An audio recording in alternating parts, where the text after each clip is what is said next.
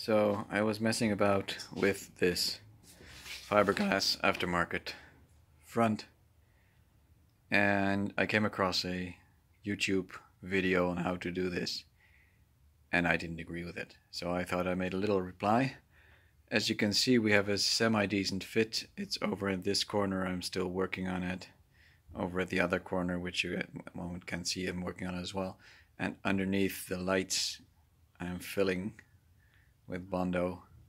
Only very minimal, but I'll show you what I did, what I think the other guy in the other video didn't do, and which is a very good start, which makes a lot of fitment issues sort of disappear. Don't ask me how, but I'll show you. So in the other video, the guy drilled a hole in the fiberglass lip, which is still underneath there, and also underneath here. You can see it here a little better, but he didn't fit the standard part, the steel part, off of the old bumper. I can show you.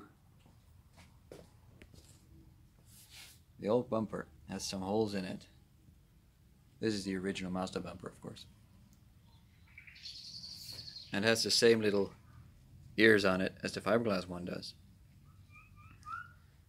So what I did, with a couple of glue clamps, I squeezed the metal part onto the fiberglass part. First held it together with some glue clamps, next I drilled through the holes once it was all nice and centered. And so now I can take the bumper on and off with these bolts. And actually it's only clamped in place by the fact that the little ears or lips on the fiberglass are not very well made. They're actually too tight, so they squeeze the metal a bit, but the metal doesn't give, so it's all held in place. And the original is held in place at with some holes. You can see them like right here. You can see one, and over in the corner there's another one. So my guess is there will be a fourth one here somewhere. Yep, there it is. And in the corner is the other one. And those are just riveted in the original bumper. So this metal part, this one, is riveted in to the plastic original part. And that's pretty much what you should do, or use some nuts and bolts like I'm going to get it onto your fiberglass part. In doing that, you guarantee that this seal is in place. Mine is budged a bit, it's a bit too high here. I need to redo that. And the shape we have here matches your bonnet or your hood, depending on whether you're American or US or from Great Britain.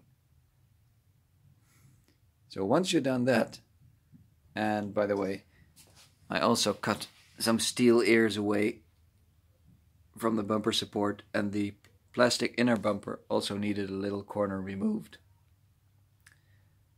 But besides that, it all fits pretty nicely once you did that. And if you go mess about without this steel part in place, and you go mess about with these little ears and try to bend them and fit them and they won't, you're only making it difficult for yourself. So just to show you with the fiberglass part off, I only removed like a corner with a wood saw. Just by hand, so no just working by hand. Took like 1 minute to have it done. And the other side as well, of course. So the original bumper supports are still in there. The bumper bolts, of course you should take them out when you remove the bumper, the inner bumper. But everything's still on there, everything's still crash proof. Well, it isn't, but it's better than nothing.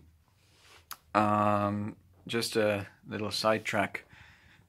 The inner part guiding the air to your radiator was suspended here with a bolt into a nut that was welded onto a bracket here, and that had totally rotted away on my car and on the other side as well. So what I did when I was cutting anyway, I cut that off completely and drilled 2 new holes, and just using a bit of angle iron I made these new brackets, and they're almost done.